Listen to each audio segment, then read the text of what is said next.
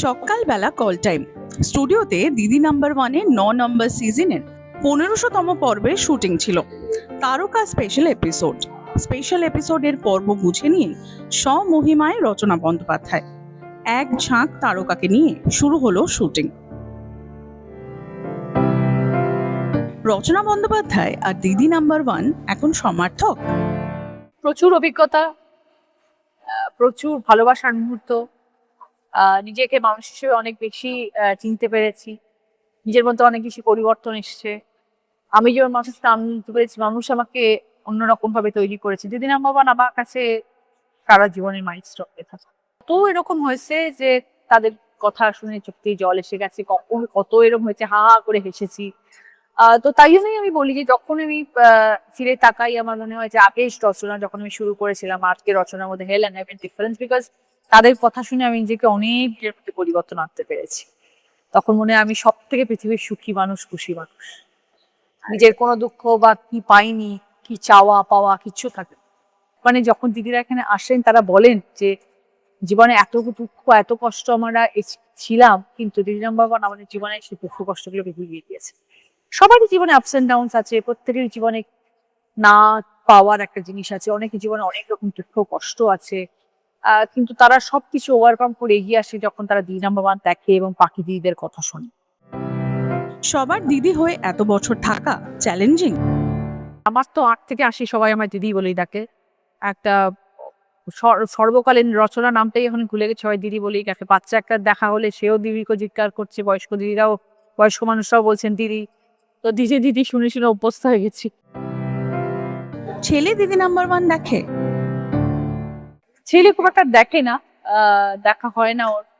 কিন্তু হ্যাঁ, ও তো জানে, ও বড় হইতে হলো দিদি নাম্বার ওয়ান। ওর বয়স এখন 18 আর দিদি নাম্বার ওয়ান চলছে প্রায় 16, আমি করছি 14 বছর।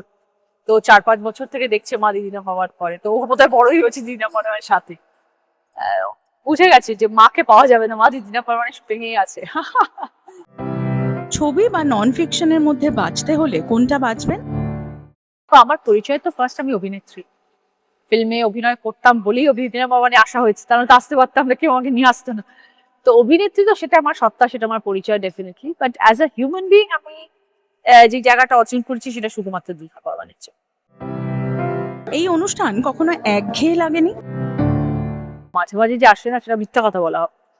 অ্যাজ এ হিউম্যান বিং তোমার তো মাঝে মাঝে সেটা আসে, কিন্তু যদি ধরো বোর হয়ে এলামও, কিন্তু আসার পরে আর বোরকা থাকি না, তখন ওই দিদিদের কথা ছেড়ে চাঙ্গা হয়ে যায়, বা ফ্লোরের অ্যাটমসফিয়ার তোমাকে চাঙ্গা করে দেবে আর কি। মানে এক এক সময় সকালবেলা উঠতে আসতে ইচ্ছে করছে না এরকম মনে হয়, কিন্তু ঢোকার পরে হ্যাঁ হ্যাঁ আসতে হয়। ঢোকার পরে আবার ভিটামিনের মতো চার্জড আপ। একঘেয়ে লাগলে কি করেন? হ্যাঁ, ভীষণ ভালোবাসি, ওটা প্ল্যান করে। ওটা আনপ্ল্যান্ড হয় না, ওটা আমার একটা বিশাল বড় একটা প্যাশনের জায়গা। তো বছরে 3-4 বার তো আমি যাই ঘুরতে। ওটা আমার ভিটামিন, ওটাই আমাকে জাগিয়ে তোলে, আমাকে এনার্জি বুস্টার আমার।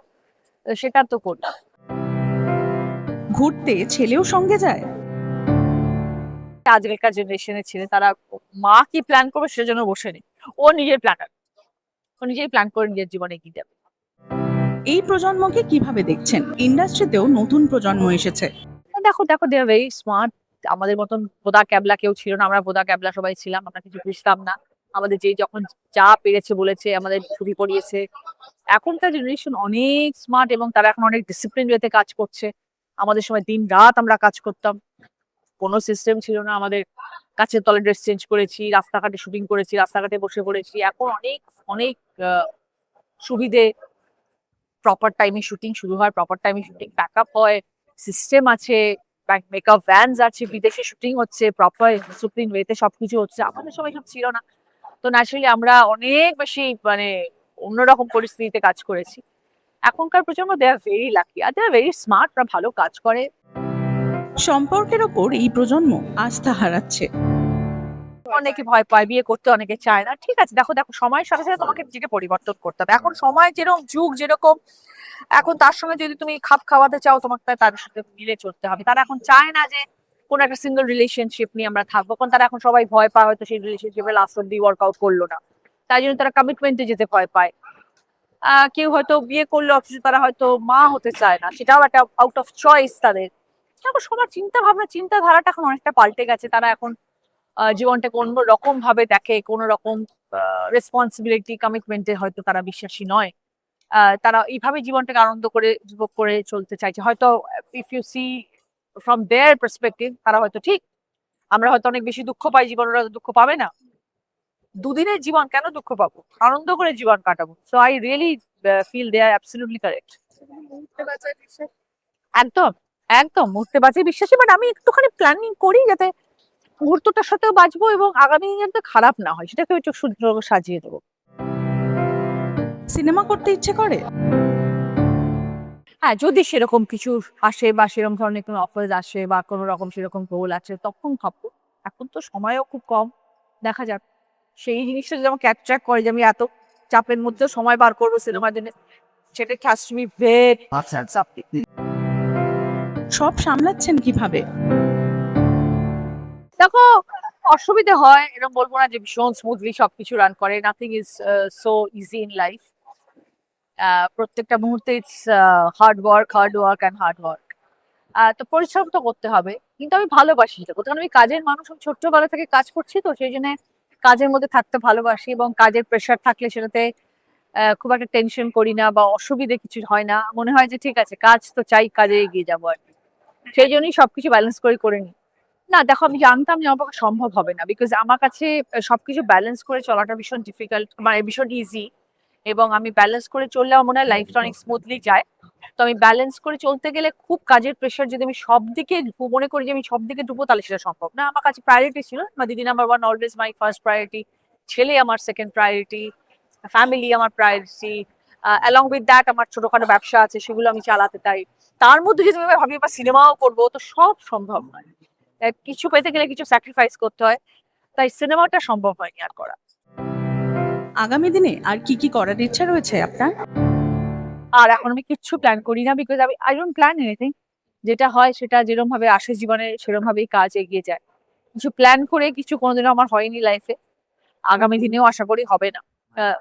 যেমন দিদি নাম্বার ওয়ান প্ল্যান করে হয়নি, যেমন রাজনীতি প্ল্যান করে হয়নি, সবকিছু হয়েছে ঘটনাচক্রে হয়ে গেছে। আগামী দিন কি হতে চলেছে আমি জানি। এত ব্যস্ততার মুখেও মুখে হাসি লেগে থাকে, কিভাবে? আমি ভীষণ পজিটিভ থিঙ্কার, তো আমি খুব একটা নেগেটিভ থিঙ্কিং এ বিশ্বাসী নই। আমার বা কোনো নেগেটিভ জিনিস, এরম নয় যে আমার মনে কখনো দুঃখ হয় না, বা এরম নয় যে আমার মনে কেউ আঘাত করলে আমার সেটা খারাপ লাগে না, লাগে। বাট আমি সেটা ফরগো করার চেষ্টা করি, ভুলে যাওয়ার চেষ্টা করি, কারণ সেটা নিয়ে তুমি যদি ক্রেপ করো বা সেটা নিয়ে তুমি যদি সারাক্ষণ ভাবতে থাকো, then you will be depressed. তুমি নিজের জীবনকে কষ্ট দেবে। তো আমার মনে হয় যে নিজেকে কষ্ট দেওয়ার থেকে এক কান দিয়ে ঢোকা অন্য কান দিয়ে বার করে দেওয়াটা অনেক বেটার। সেটা আমি মনে করি, যার জন্য আমি খুব একটা কোনো জিনিসকে এফেক্ট হতে দিই না আমার লাইফে। আর এফেক্ট হইও না খুব একটা। কেউ যদি কিছু বলেও পাত্তা দিই না। ইট ইজ, মানে আমি মনে করি ওদের অনেক অফুরন্ত সময় যে আমাকে নিয়ে এত আলোচনা করছে। তো it's good. Any type of publicity is always good, bad or good.